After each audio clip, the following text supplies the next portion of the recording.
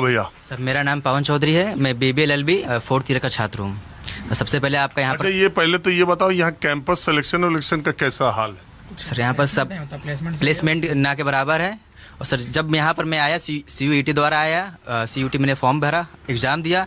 यहाँ पर सर जो प्रशासन यहाँ का है CUET का पहले घोषित करता है यहाँ पर क्या कहते हैं रिजल्ट, उसके बाद यहाँ पर इतना लेट में एडमिशन होता है जिससे कि यहाँ बच्चे एडमिशन नहीं ले पाते हैं और सीटें खाली रह जाती हैं यहाँ पर, क्योंकि यहाँ पर 50% रिजर्वेशन है।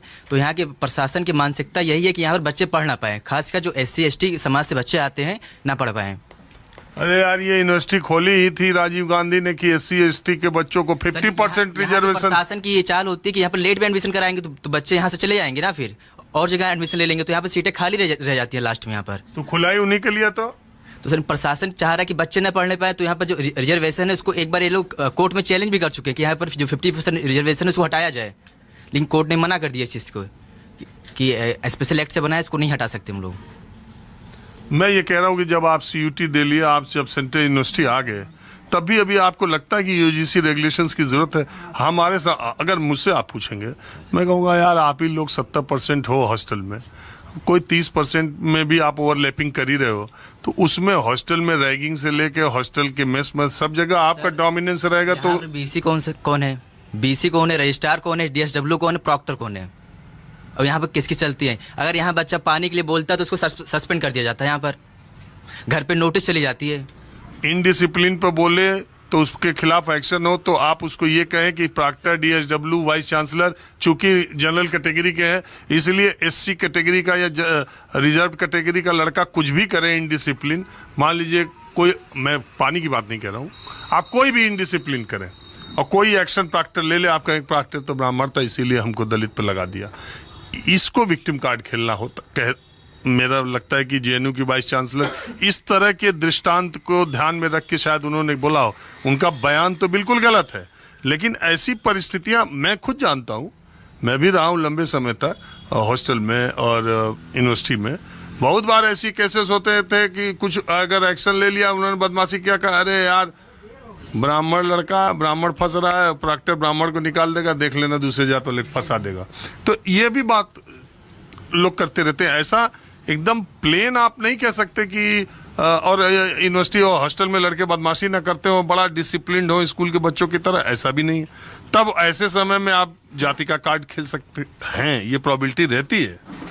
सर यहाँ पर क्या कहते हैं, विश्वविद्यालय में ABVP के गुंडे बाहर से आते हैं, दलित छात्रों को मारते हैं, उन पर ना कोई FIR होता है, उल्टा क्रॉस FIR इधर हो जाता है। ABVP में तो बहुत दलित नेता हैं, छात्र नेता हमारे जानने वाले। कहने के दलित हैं वो, कहने के लिए सिर्फ दलित हैं वो। आप ऐसा क्यों मानते हो कि ABVP और RSS और BJP के लोग, आप देख रहे हैं दलितों का कितना समर्थन BJP को जगह जगह मिल रहा है। सर 24 का रिजल्ट आपने देखा ही होगा, यहाँ का लोकसभा का रिजल्ट, यहाँ मोहनलालगंज देख लीजिए, अयोध्या देख लीजिए, बाराबंकी देख लीजिए, क्या हुआ, सफा हो गई। समाजवादी पार्टी 2027 में सरकार बनाएगी। चौधरी जी, समाजवादी पार्टी बनाए चाहे ना बनाए, हमारा सरकार से यूपी के इलेक्शन से कोई लेना देना नहीं। मैं सिर्फ वाइस चांसलर JNU ने जो बातें कही उस पर मेरा कड़ा प्रतिरोध है। इसलिए है कि एक शैक्षणिक संस्थान के मुखिया को कोई हक नहीं है कि वो समाज के किसी वर्ग के छात्रों को ये सार्वजनिक तौर पे कहे कि ये विक्टिम कार्ड खेलते हैं। पहली बात, उन्हें ये कोई हक नहीं क्योंकि वो मुखिया हैं। अगर वो पब्लिकली ये बात कहेंगी तो एक SC वर्ग का छात्र जिसके साथ जेन्युइनली गलत हो रहा होगा वो उनके पास कैसे जा सकता है? सर ऐसे लोगों को तत्काल प्रभाव से निष्कासित कर देना चाहिए मेरे हिसाब से। तो एक संवैधानिक पोस्ट होल्ड करती है, कॉन्स्टिट्यूशनल पोस्ट। हमारा संविधान आर्टिकल 14 से 18 बोलता है कि अगर किसी भी, चाहे वो क्या EW से ही आता है, अगर किसी के साथ गलत होता है तो उसके लिए, उसके प्रोटेक्शन के लिए हम एक्ट बना सकते हैं। तो जो रेगुलेशन में नया एक्ट ऐड हुआ है वो एक पॉजिटिव तौर के लिए ऐड हुआ है, तो उसका हम समर्थन करते हैं। अब हमें ये बताइए, मैं आप लोगों के पास इसीलिए आया कि चूंकि यहाँ तो मेजॉरिटी SC स्टूडेंट्स की है, तो इस इंस्टीट्यूट में या इस यूनिवर्सिटी में भी आप लोग जातीय विभेद को उसी तरह महसूस करते हैं जो दूसरी जगहों के लोग बात कर रहे हैं? सर मैं ये बोलना चाहूँगा कि सर यहाँ पे SC ST के लिए रिजर्वेशन तो है, लेकिन सर सिस्टम को इस तरह बना दिया गया है, सिस्टम की इतनी फेलियर है कि सर वो ST SC का बच्चों का देखा जाए तो एक तरह से डायरेक्टली नहीं सर, इनडायरेक्टली कहिए तो शोषण हरासमेंट हो रहा है सर। फॉर एग्जांपल सर, यहाँ पे यूजी और मोस्ट कोर्सेज जो हैं वो सेल्फ फाइनेंस्ड हैं सर। सेल्फ फाइनेंस्ड में सर जो भी खर्च होती हैं वो जेन्युइनली मतलब मोटा मोटी देखा जाए तो सर एक रेगुलर कोर्स के मुकाबले उसका फी 10 गुना, लगभग 10 गुना होता है। 5 साल का कोर्स है ना ये, तो 5 साल के कोर्स का कितना है? लगभग 6 लाख रुपए, लगभग 6 लाख रुपए सर।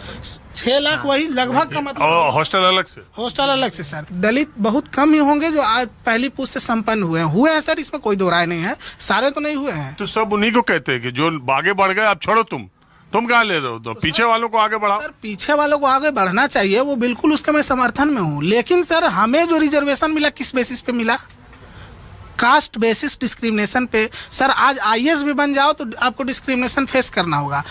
आपने देखा भी होगा, मैं बार बार कहता हूँ, और ये जो बिल्कुल गरीब ब्राह्मण जिसके पास एक बिस्वा, जैसे आप कह रहे थे कि खेत नहीं है, उसके पास भी खेत नहीं है, वो पंचांग पतरा लेकर के और एक संघ का पूजा करके ही, कर्मकांड करके ही पूरा जीवन चला रहा है। पढ़ाई लिखाई, दवाई, विवाह, शादी सब कुछ उसी से कर रहा है।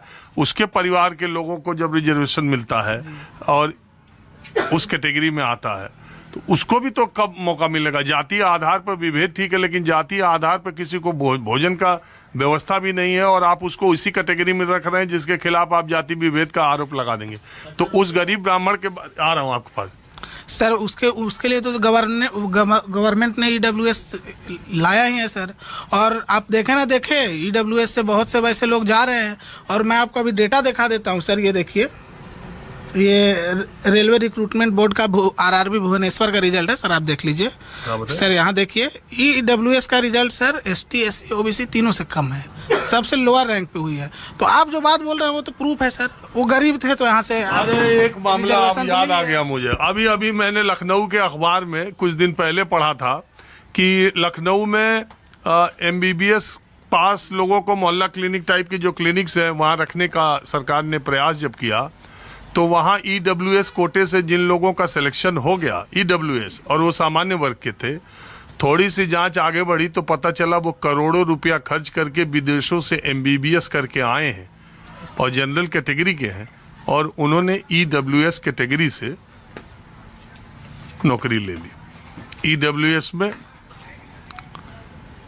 ये बड़ा घालमेल चल रहा है, हालांकि उसकी जांच चल रही है, लेकिन ये EWS कोटे के तहत भी रिजर्वेशन लेने वाले लोगों का मामला कुछ अब सामने आने लगा है। आप देखिए, आप अकेली